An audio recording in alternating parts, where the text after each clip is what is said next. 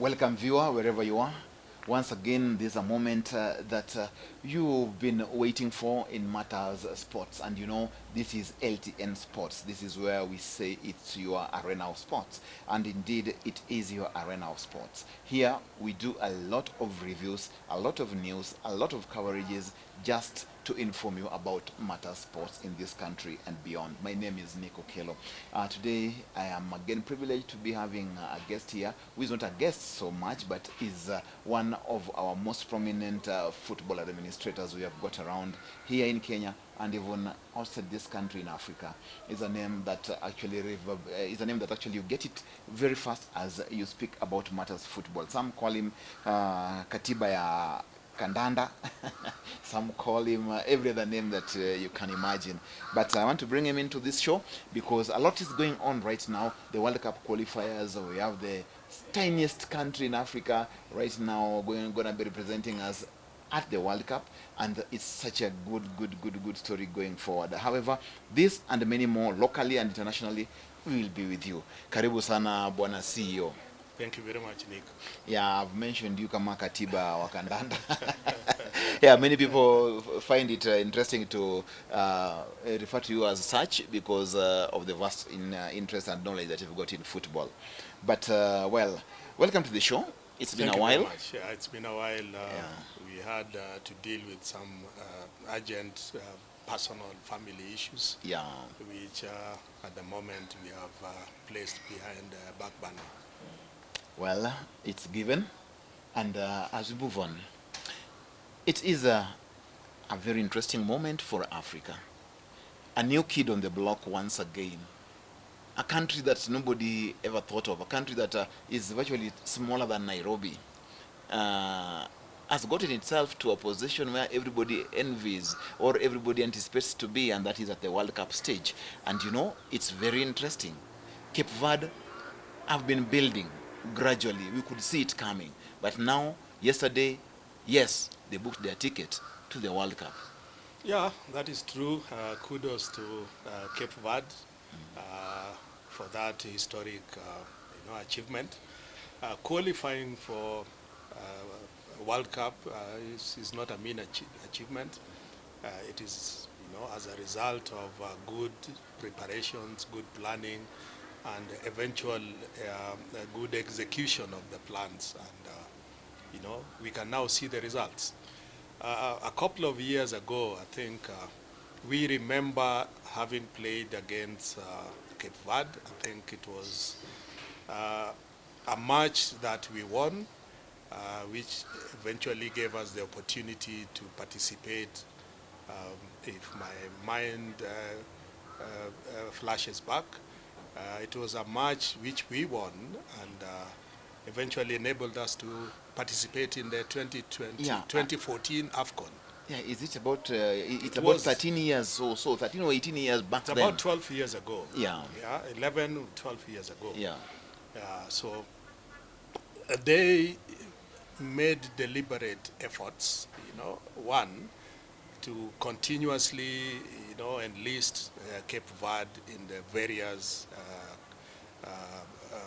national team A, competitive tournaments, both at FIFA and at CAF.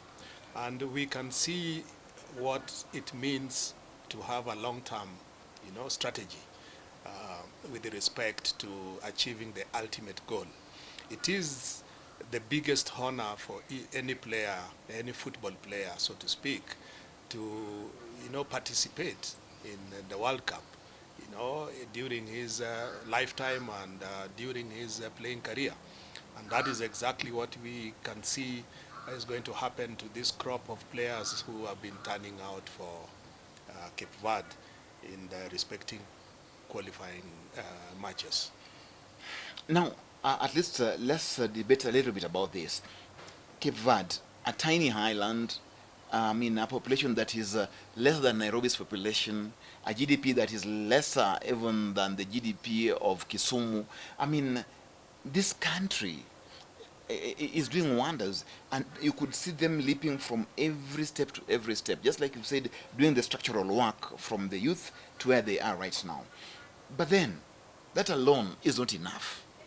Looking at the squad of Cape Verde, they don't boast any serious international players who play in the biggest leagues of the world, like in the Serie A, in the Premier League, or any other thing. Actually, most of them are middle-level players, but they are going ahead of Cameroon, who have every good name that you'd want to mention in the Premier League. Talk about Wakena Brian Mbeumo, talk about people like Kena Onana. Everybody else around that place is a superstar.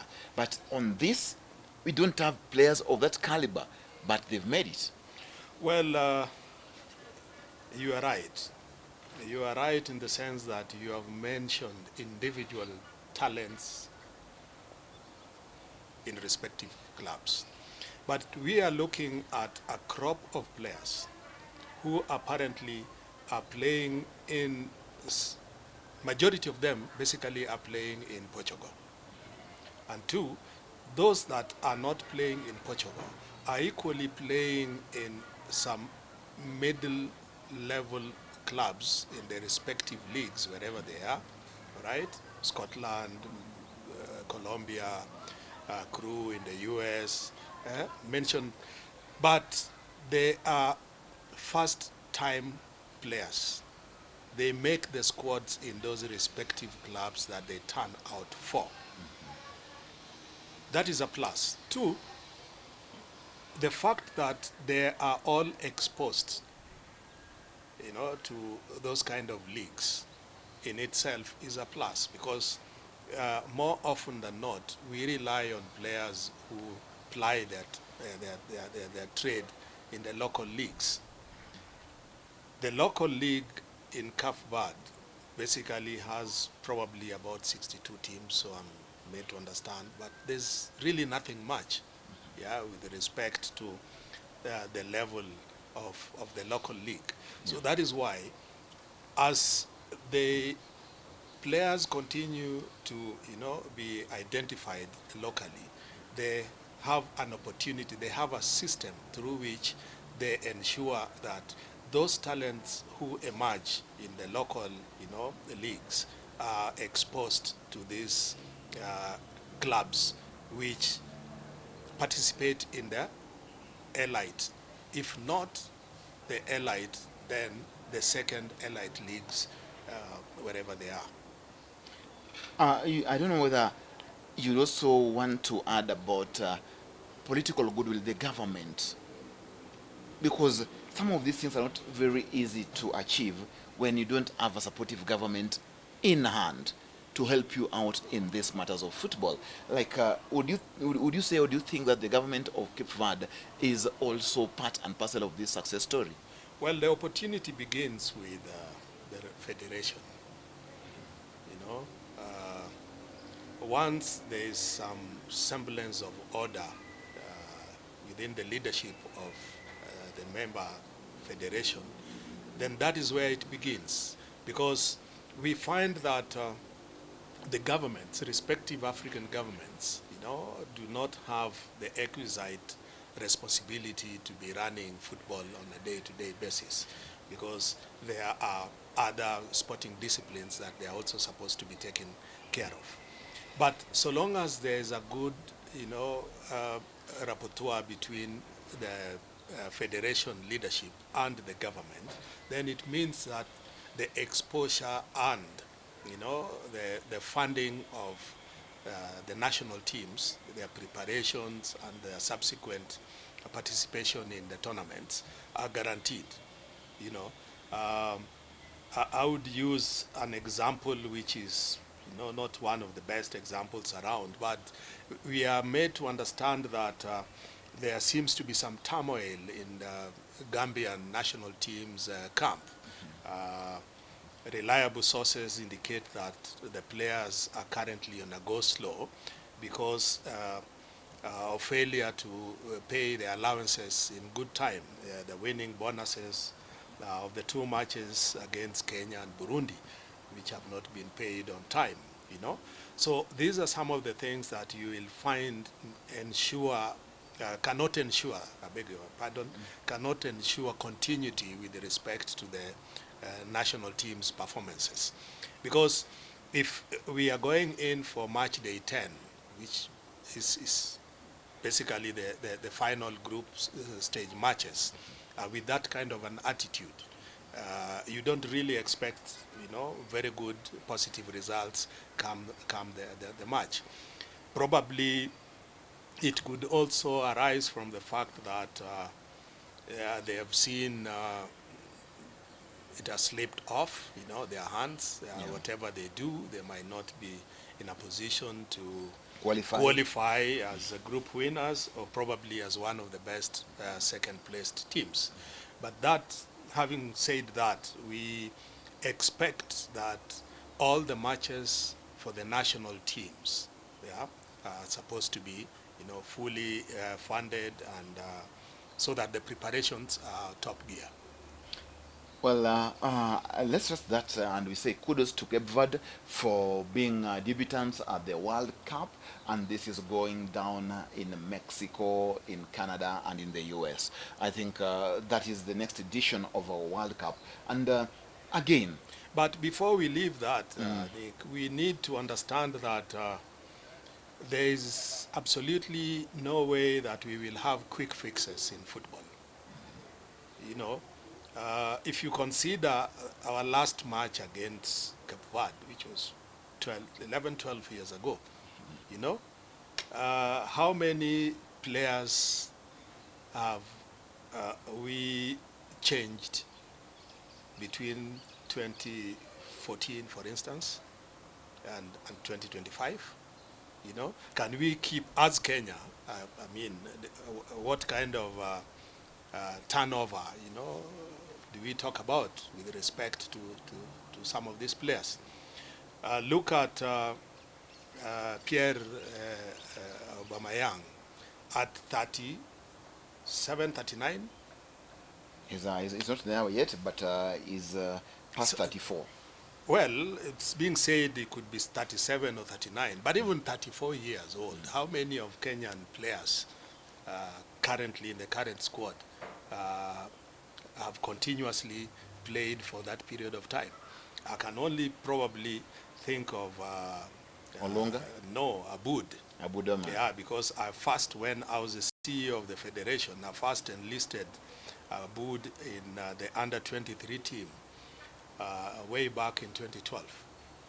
Right? So out of that 2012 team, which eventually carried the likes of Kahata, Calabar, mentioned them, it is only Abud.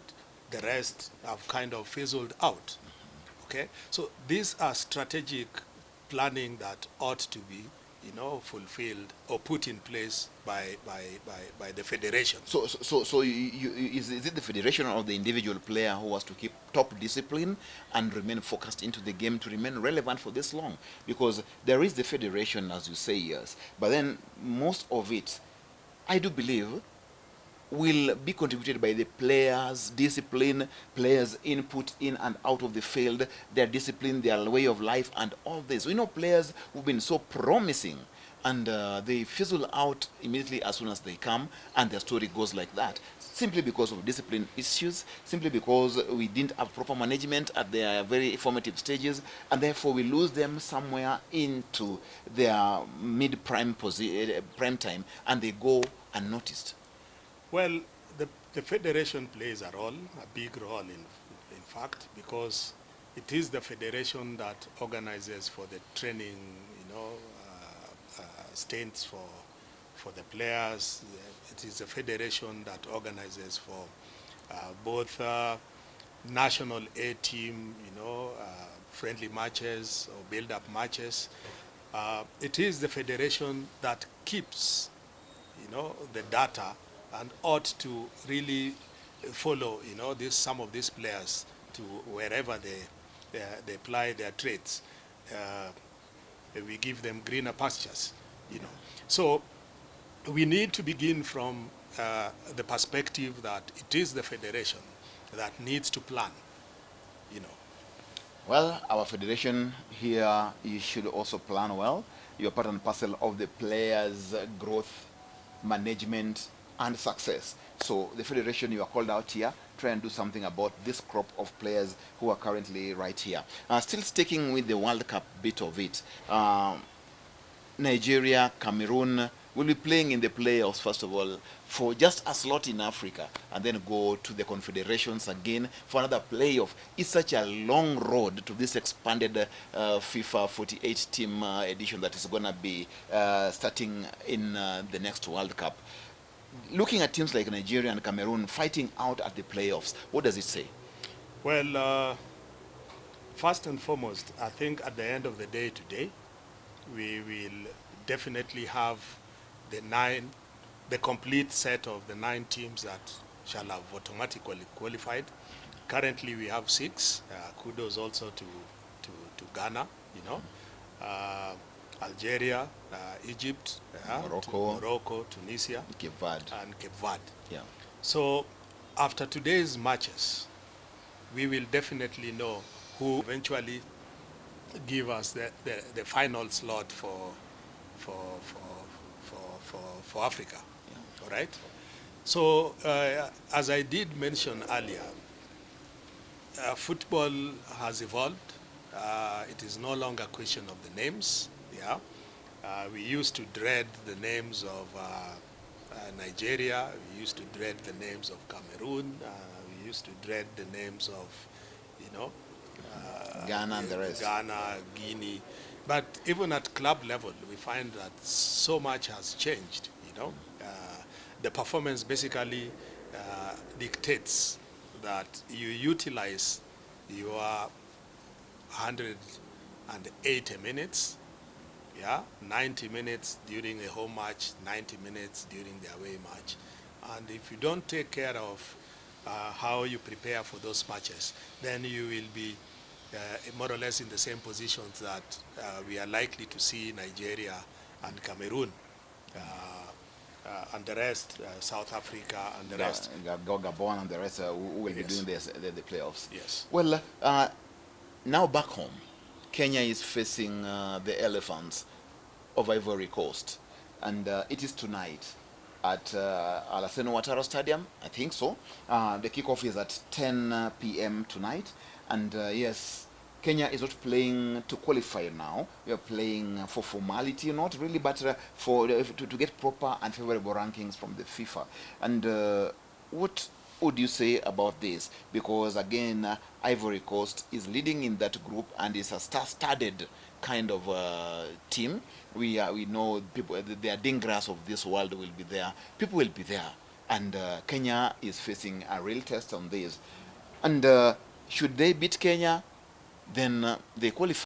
So if Kenya is prepared, they've got no contract signed between the Elephants and Harambee Stars, that you do this and we do that, you know. I believe that in as much as Kenya has got really no chances of qualifying for World Cup, but we are equally building a team, yeah. We need the confidence, you know, built in our current players that they can be able to rise up to the occasion. That is one. Two, the fact that we are currently languishing in beyond 100 FIFA ranking. in FIFA ranking. We need to gain more points, yeah, with each and every good performance that we dole out in such matches. And it is also a learning curve for both the technical team as well as the playing unit, yeah? Especially given the fact that our players will be out there playing against some of the most polished players in the African football, you know, environment. So in all intents and purposes, I believe that there are more for us to learn and to gain from this match than just, you know, the 3 points. Then we have this youngster, Mansoon Okwaro, who Coach Benny McCarthy seems to have liked in many ways, and he could be beginning on the left. Do you think he's up to the task? And being that now he will have to be running up and down against people like the guy I've just mentioned from Ivory Coast, Adingra and the rest, How does it look like for somebody who doesn't have enough international exposure as Mansour Okwaro?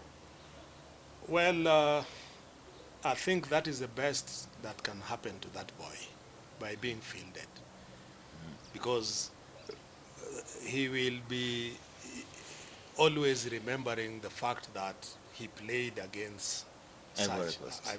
not just Ivory Coast, but against some That of caliber of that players. kind of players. That gives him confidence that will enable him to grow into his, footballing career.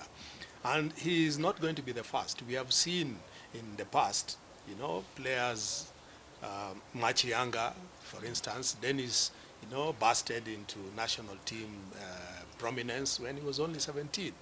Yeah, I believe Manzoor is about 19 Yeah, he's now, going 19, to going to 20. 20, yeah. Yeah, so he's already uh, treading a path that has been trodden before by much younger players. People like the legendary National Watch Lule also made strides as young as 17 years. So I think one, it will give the boy an opportunity to learn, and two, it will also depict what the national team coach, Benny McCarthy, believes in, that there is nothing that is not possible so long as you got the talent. Yeah, so it means that so long as you can up your game, you will always get an opportunity to exhibit your natural talent, especially at the national team level. Today, in that very match, again, we are looking at Michael Olunga, who's been a lead striker for Kenya in the last like 5 or 6 years gone by. Until now, we have a new sensation in the name of Gam and the rest. But now, Olunga is at 34 goals for the national team. And the records have it that Ouma Chege is the one that leads all the time. I mean, he is an all-time leader of that record for the last very many years. He did 35 of them. So should Olunga score today, then he'll be equaling the national record, because Oliech has 34, Olunga has 34.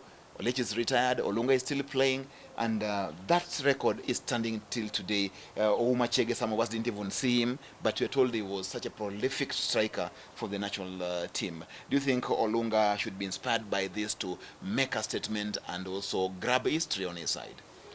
Well, it happens. If it happens, good for him. But I think he's the most exposed player in that team. No wonder he's wearing the armband.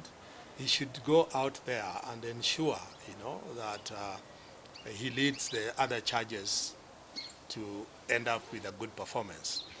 Uh, he might not end up scoring, but he can do what probably did best during the match against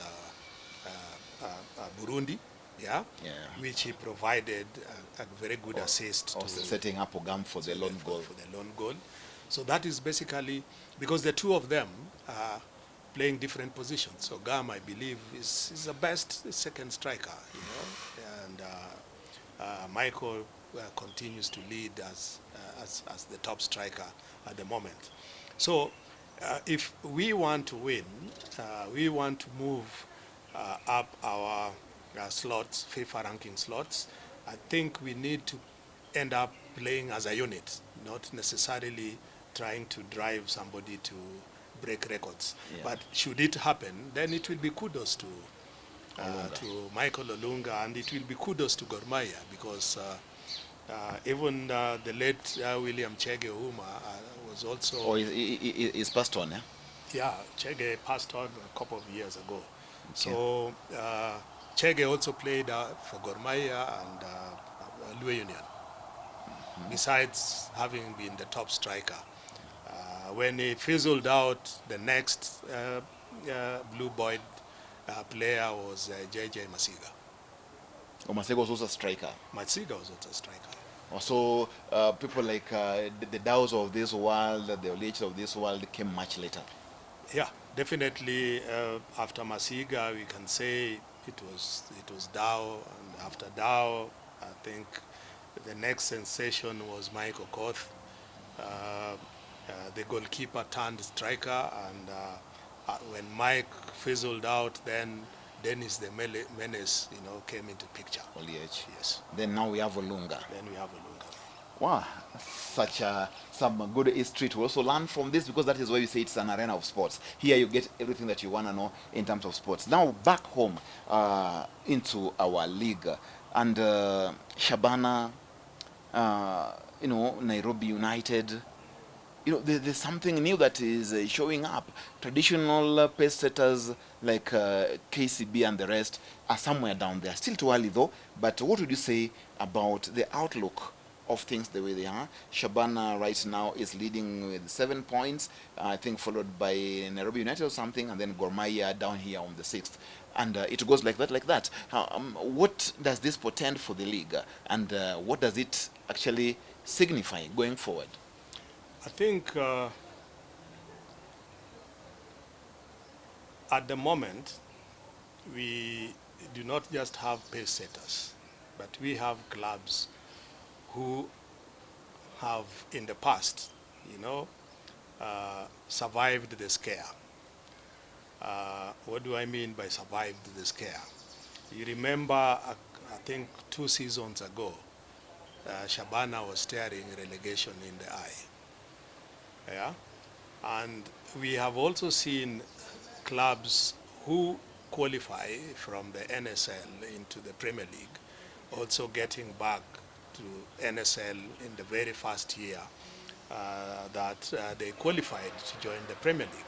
So I think it is out of this queue that both Shabana and Nairobi United, who are coming in with, a new force in the sense that they are equally getting in their state some of the quality players around, and 2, they have been able to rally, behind them a fan base that drives the players, with a lot of commitment, with a lot of, So traditionally, we only had 2 clubs that had the kind of fan base, which was unrivaled, and that is Gor Mahia and FC Leopards. Now we have Shabana with the most, vibrant, fan base at the moment. We have also seen the new kid on the block, Nairobi United, popularly known as Naibos, also coming up with a really, a potent fan base. Now, that will add on to the spice which is required for the development of the local league brand. Now, with that, it means that the corporates will start looking at football in Kenya from a different prism, because we are talking about the league lacking money, but nobody will throw good money after bad money. It is absurd that at times we have a match pitting Tusker and KCB with less than 200 fans in a 60,000 capacity stadium, right? And these are top clubs in our Premier League, So if all of the teams in the Premier League, as it is, if you remove Gor Mahia, you remove AFC, you now remove Shabana, probably you will have Naiboys, you will have Kakamega Homeboys during their home matches in Kakamega, and you will have Muranga Seals when they're playing their matches at St. Sebastian Park.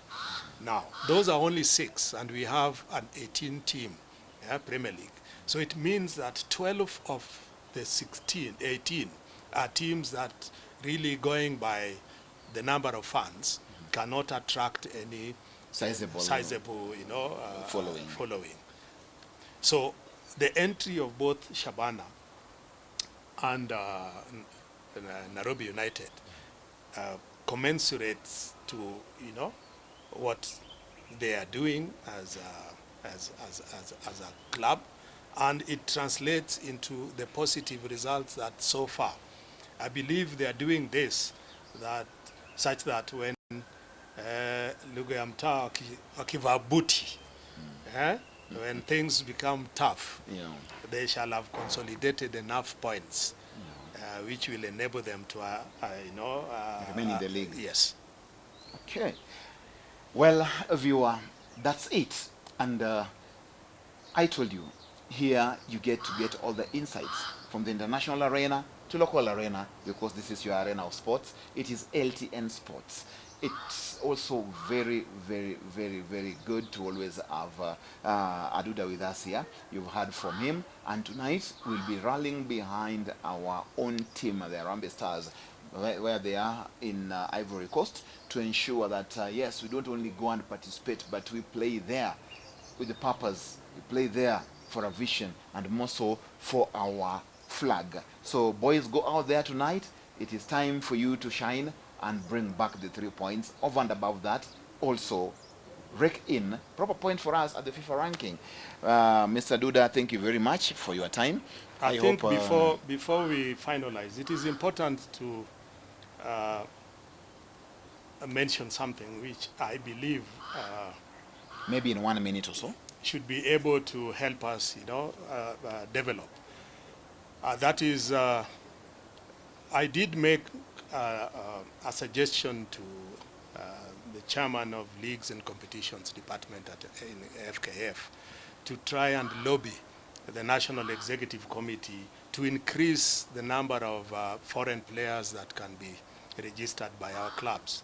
The most important reason was that it will enable, once our clubs are able to, attract quality foreign players into our league, then the local players will have an opportunity, to up their game, to learn from some of these players, and also for them to be fielded, they will have to up their game.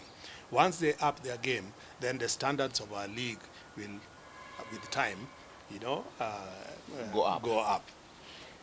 Well, that's a debate that we'll have next time. I know it's something that has been adopted, and I think sooner or later you will see teams now having more foreign players. The foreign quota, as it is supposed to be, will be expanded to from 5 to 7, I think. Yes. And that, like you say, portends some very good gesture in terms of our league's growth, and even the way it shall always bring what we call favorable competition among the players. Now, because of time, let us end at that, and know that again next week we shall be having Mr. Duda on board, and our topic of discussion will be, yes, the foreign quota and what it portends for us as a country and what is done elsewhere, so that we make comparisons and understand just how good or bad is the foreign quota to local leagues. Thank you very much again, and till we meet next week, it's been me, your host, Nick Okello.